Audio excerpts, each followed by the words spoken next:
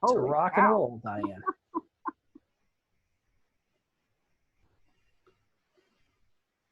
Okay, folks, good afternoon.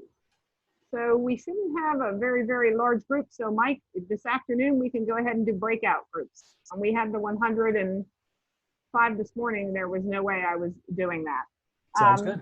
What we're going to focus on this afternoon is, as we did this morning, we're calling these sessions, which are Mike's doing all the amazing nuts and bolts and getting everyone acclimated to the Zoom as well as the Google Hangout formats. And then we have to kind of piggyback on that or consider what does instruction look like when we are doing the virtually, what we would typically do in the classroom. So we called this one like the afternoon series, or there was one this morning as well. We call it Virtually Authentic. And this one's pertaining to steps for online design. So as Mike does every session as well, very important when you're doing something with students as well as adults to, out of the box, make sure that they're aware of the norms for the work throughout the day. So with a group this small, it's kind of neat because when I do a lot of graduate level courses, and the ones that are online, when it's a smaller group, they can unmute, like, and it's not an issue. It's when we get those very, very large groups that it definitely, like Mike tends to mute everybody as he's bringing you in. But we also want to keep in mind that we want to foster collaboration. So you can use the chat questions. Renee will not be with us this afternoon. It will be Mike as the sidekick. And of course, as usual, there's a recorded version, as well as the actual slides that I'm using will be posted on our virtual online, the online toolkit, instructional toolkit that we have. So a lot of folks in the last session, someone was very, very excited about getting, like she just unmuted herself. And so we're all at different levels, so when you're talking about differentiating, we don't want to lose sight of the fact that when you're doing online learning, folks, it really is about one essential learning target. So our learning target for this brief session, knowing that you'll have 30 minutes, is to analyze the essential components for online lesson design. And I think you'll be pleasantly surprised that when you take a look at some of these guiding questions I have here, it's very closely akin to what we do when we're doing lesson design, especially as a brand new teacher, when you really, really are thinking it through and mapping it. So it's what's the content I'm teaching? And the part that's really, really kind of significant for us here is how will I teach it? At the conclusion of the lesson, whether it be a 30-minute lesson, a 45-minute lesson, an hour lesson, Mike and I would both be here to tell you that anything after 2 hours online, it's painful, regardless of who you are. And how will you know that the students have learned? So when you're thinking about the components for online lesson design, the one that definitely, the content is where we're all masters, where you folks are already very solid with that.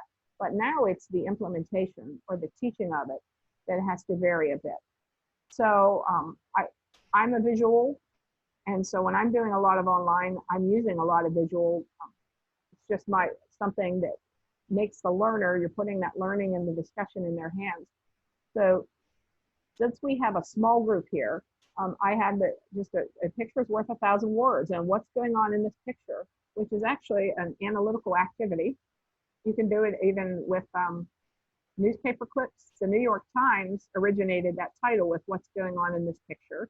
And it's a nice way of just looking at analysis. So since our group is small this afternoon, anyone who wants to practice, unmute and tell us, what do you see going on in this picture? And we can have the silence, but if we have the silence, just like we would in the classroom, I also have the option to use my wait time, and then I will call upon some of you, because keeping in mind, we can see you. Like we can see who's here. So who would like to share? Diane has the power. Small groupings. Excellent. Small grouping. Modeling. Lots of modeling, because you see that the teacher kind of like in charge there with the children kind of following suit. What else do we see, folks? It looks like each kid almost has like their own station of supplies. Excellent. So they have their materials, what's necessary in front of them. So that individualized piece as well as the small group piece. And the small group, I have to tell you instructionally, is the sweet spot, even for online instruction.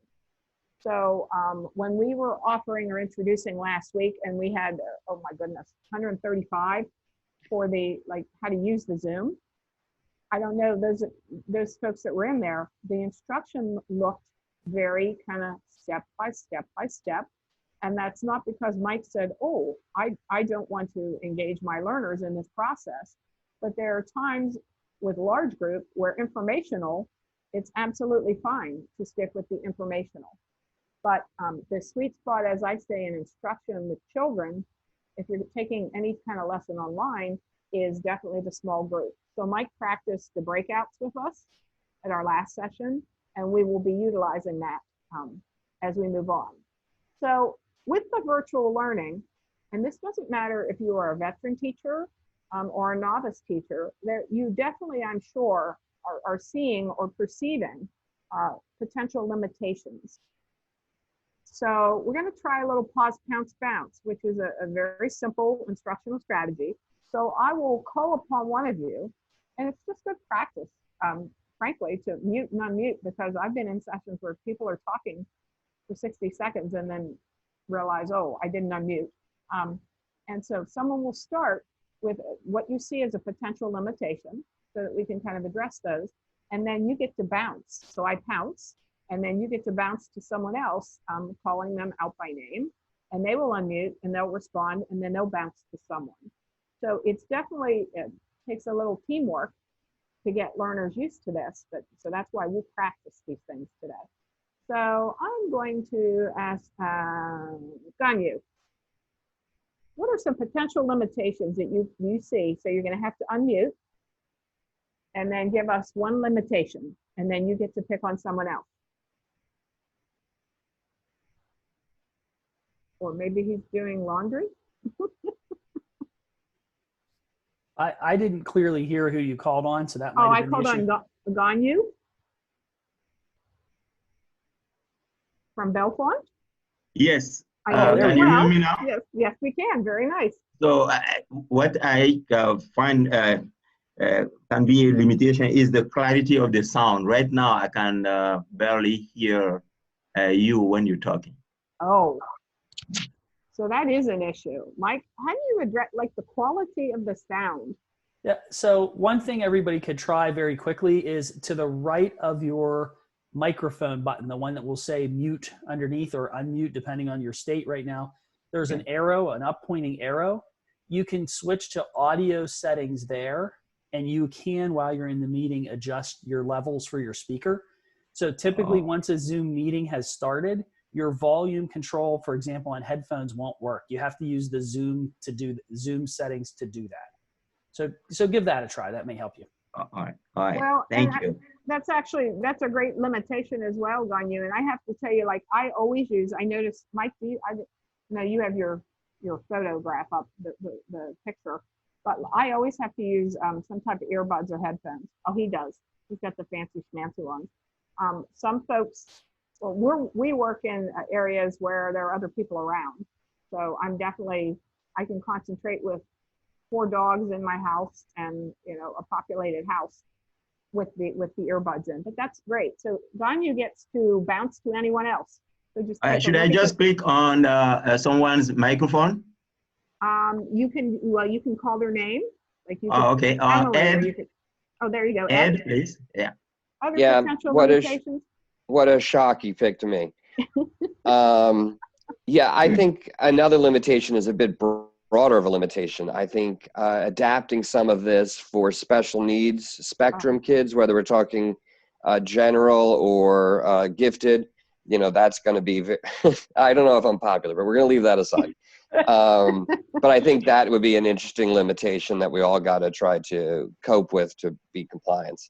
Yeah, and it's interesting, Ed, that you say that, because that came up this morning, and the guidance that the IUs, who we will serve kind of as the leads, the guidance that we're hearing right now is it's kind of like no one is going to be able to accommodate all learners, but we are really asked to make that a reasonable attempt. It's not a one-size-fits-all model, and when we're looking at access, I mean, it wouldn't just be special ed, it would also be children that don't have internet capability or limitations that way. So kind of stay tuned for that, Ed. I'm trying to be sunshiny, and so I'm trying to look at it from the perspective that what can we do at this point, at this level, with online instruction that can help support learning, but not necessarily these things are mandated. But that's definitely, Ed, you're absolutely right. That would become, that is a major limitation. Does anyone have that expertise that want to speak to the limitation? As far as access to the technology? Well, I'm thinking A digital divide type issue, or not the digital divide so much. I'm really thinking the special ed teachers are definitely, or the, you know, those that teach exceptional are definitely wondering, because there are a lot of rules and regulations and mandates. Yeah, that's what I was talking about. Yes. I think nobody really knows the full answer at this point. I think Not yet. Yeah, I think a lot of it's going to have to come from the nation, and we'll see what Betsy comes up with, but one step at a time. Yeah, because Ed, this is not something even the state of Pennsylvania can mandate. Correct. This is coming, from federal. So yeah. We'll see what Betsy does. But that's a real limitation. It's definitely a limitation. Ed, how about one more bounce? Sure. There was that gentleman that we told to stay away from, Mr. Fink. We'll jump over there. Craig?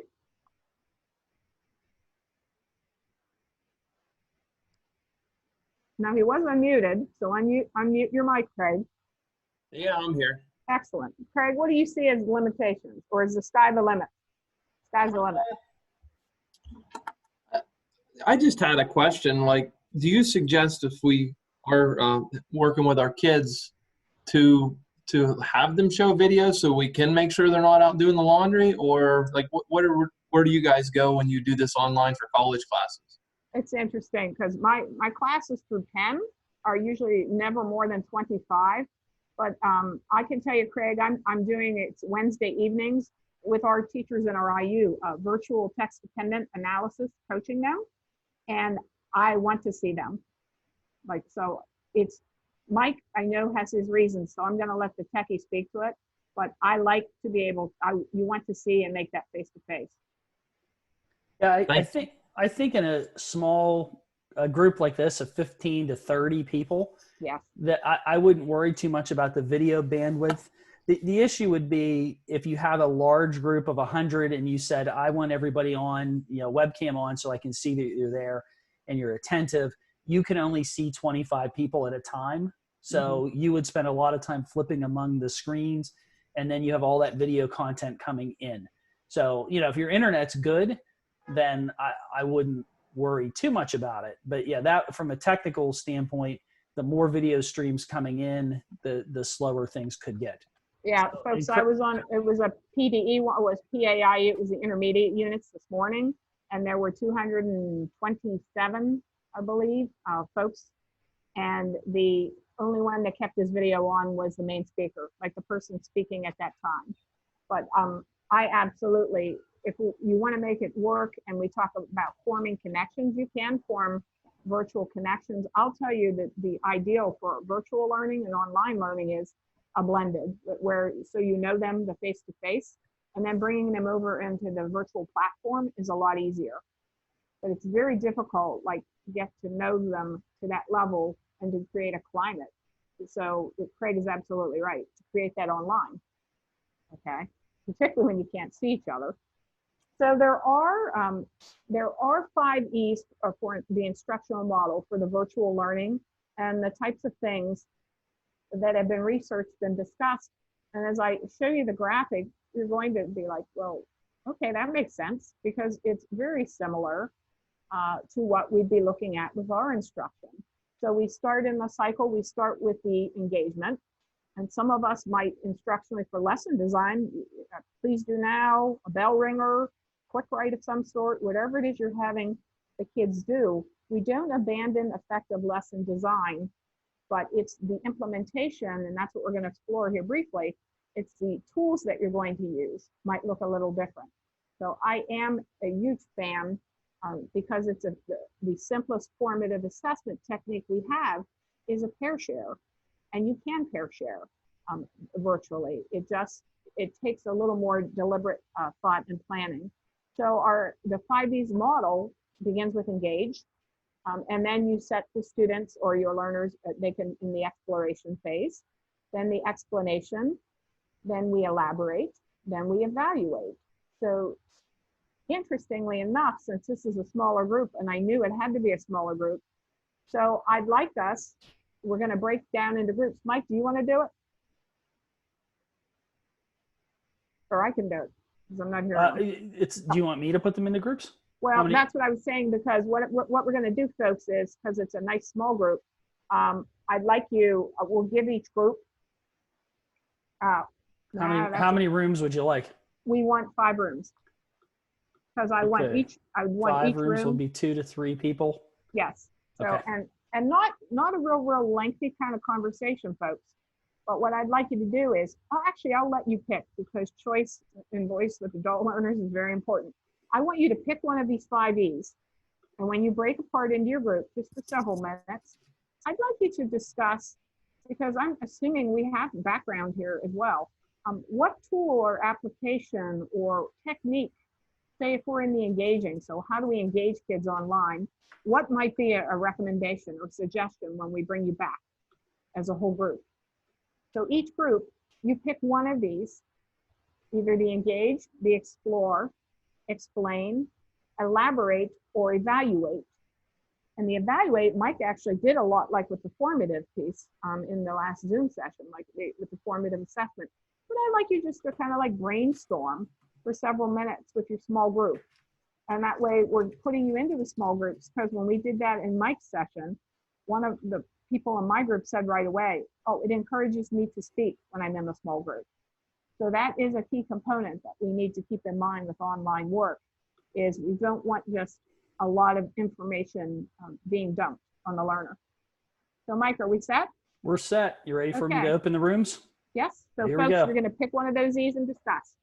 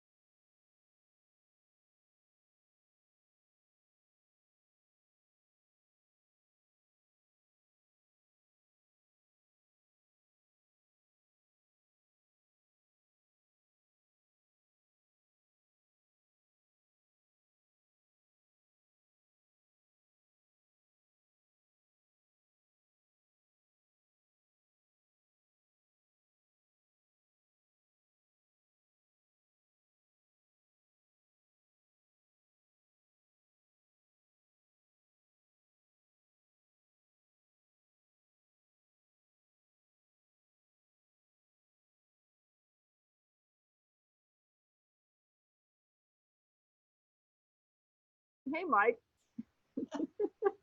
We lost one of our group members. Well, it's because of the name of the room, probably. He got stressed and left. Yeah. So- So just let me know when you need me to pull everybody back, though. I would say we're supposed to go to 45, right? Yes, and then Yeah. 15 minutes of Yeah, questions. I'd say yeah. like 2 more, no, about another 60 seconds. Okay. 45, yeah. Not All right. much. I'm going to get back out to the main room then. Thanks.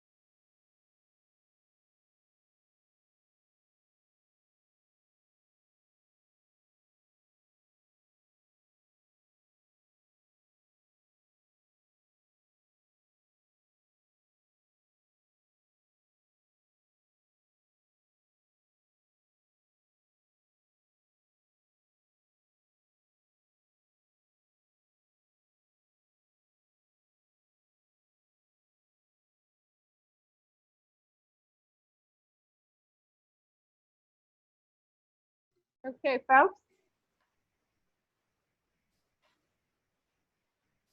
I want to see the names and the faces to be calling upon people. So this is, in my mind, I don't know about Mike, but this is such a wonderful, like 2025 is about the maximum. That text dependent group I have had 2 Wednesdays ago, 46 people. And that it's exactly what Craig was talking about. Then you don't have that face-to-face interaction. Here, trying to do the breakout room didn't work for me for the second time today. Oh no.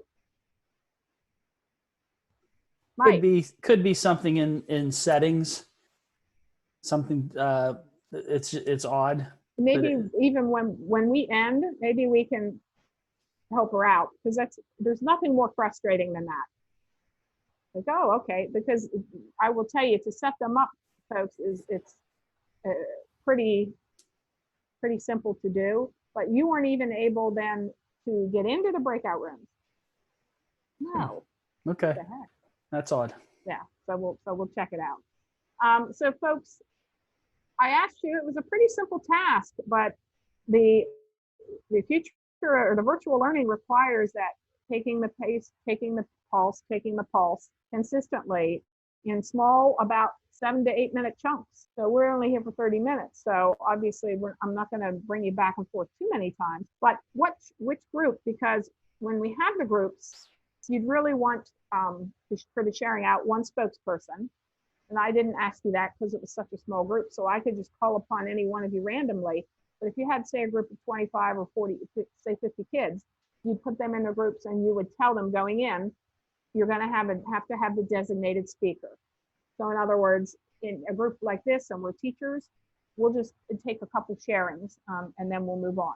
So who would like to share what you talked about? Because I have a couple cheat slides then that we'll kind of like go through, and then it'll be time to go shortly. Let's share. Vanessa, what did your team discuss? I don't even see a microphone for Vanessa, Mike. Can you hear me? Yes. Oh, yes, we can. Okay. Okay. I think what we gathered from ours, we were talking about evaluating, and we span from 3rd grade, which was me, all the way up to senior high. And I think the evaluating is going to look different for everybody. Absolutely. When you're looking, or when we're referencing the online type and the virtual learning, very similar to, I know that we're like, first of all, we've escaped PSSAs and Keystones this year, you know, for the duration. But that formative piece, as essential it is in the classroom, it's mandatory when you're doing anything that's online. So if it's anything where you want to engage the learner at a level that's that you're going to get them exploring, or like a project-based, anything that's project-based, that evaluation or the assessment that really is paramount would be your formative assessment techniques. Sure. Yeah, so that's nice to know. Vanessa? Oh, but I have 2 with Vanessa. So I have a picture of her and I have that. How about Sarah? Sarah, what did your team discuss? We talked about, the evaluation piece also looking very different. And, you know, kids can say they understand or don't understand, but it will be hard for us to see, you know, actually see what they're gaining. And also the engagement piece, you know, I mean, just like I don't have my video on because I'm sort of multitasking, and you know, some of us have kids and stuff at home, so I would be concerned too that they might be doing some of that as well and not be fully engaged. Absolutely. I would, Sarah, particularly with children, with your students, I would definitely say, because they're from home, that would be kind of, oh, they can see your pets, they can see the kids, you know what I mean? They can see the chaos that reigns in our households. But I think it's really with your kids, it's essential that you see them. Like Craig was referencing earlier, I think that's a really important piece. That's how we build in, and you can take the pulse and kind of like know where they're at, because it's not just an information dump. So, okay. Speaker view. So the pieces, and it froze on me, Mike. I'm going to try unsharing and sharing again, folks, because it froze, or it appears to have frozen. Sorry about that. It's coming up now. Okay. There you go. Yeah, I'm not sure what it did. It's because you went to a breakout room. That's why. That's right. So I just wanted to show you, and this is not like for memorization purposes or anything, but you know, food for thought as you're moving forward with your planning. Those that talk about the engagement, there are things, and we'll share this with everybody. It'll be on the online instructional toolkit where you find that link. But like for the brainstorming phase, there are some tools that are referenced here. Flipgrid is a great one to get to know people. You know, they can create little mini bios or autobiographies of themselves. Mentimeter. When we get into the explore phase, that's the onus, and it's kind of the teacher not guiding it, but the student is doing the bulk of the work with those types of, at that lesson or that section of the online lesson design. And then we have synchronous, if you've heard that term, versus the asynchronous. And for the explain, that would typically be synchronous sessions where, like this is a synchronous session. We're all here together at the same time. I've also taken, I do not teach courses that are asynchronous, but like an EduPlanet course, something you might be taking online where you can do it whatever, and there's not a facilitator, that would be asynchronous. So there are a lot of tools, and as we're showing you these, because like I said, we're not done this week, starting to think about one in each of these categories, perhaps. Oh, for elaboration, I could have the kids create quizzes, or a lot of our teachers we know use Quizlet and Kahoot, and they have students using Google Docs, but the thought process or the switch would be students creating these materials and resources and then sharing with each other, or like using quizzes one team against another to foster that. And the evaluation, you can see quizzes, absolutely, and digital exit tickets. But a lot of these on the evaluation on this template I have are the formative assessments. So we can see as the learners are learning the types of things, some of the tools on the right-hand side that you could use to accomplish what is listed on the left. So Mike does have a Google Doc or a Google form, I'm sorry, that you can fill out if you want to request things, but that's a lot to take in 30 minutes. And just thinking about lesson design and that we still need to engage the learner. And when you're hearing or seeing tools that you'd really like to learn more about in order to integrate it into an online lesson, some of you folks have already started, like we learned, like working with students and like meeting with students online. So you can't master this entire list of all of these things at once. So much more aligned with what would I like to select and why? So in other words, would it speak to the evaluation phase? Would it speak to the icebreaker or the introduction phase? And as Mike has been talking about the other sessions we're doing, they all fit into these 5 pieces of these 5 E's. And I am a visual, so I like this picture. The coming together is a beginning, keeping together is progress, and working together is success. So if there's anyone, this is a much smaller group. There were a lot of folks in the chat earlier today talking about the types of things that they definitely like to see as we're throwing these around, or you might have a peer, one of your colleagues that's using, say, Flipgrid, and that's what we'll do, folks. We'll accommodate you. So do we have any last parting words or anyone saying, everyone keeps talking about this, I'd like to see it? Because by Wednesday of this week, we will be planning next week's. And I know, Laura, so there's a everyone question about putting a picture with your name. That's a good one. That happens when you have turned your camera off. So you can see I have like a photograph, a headshot there.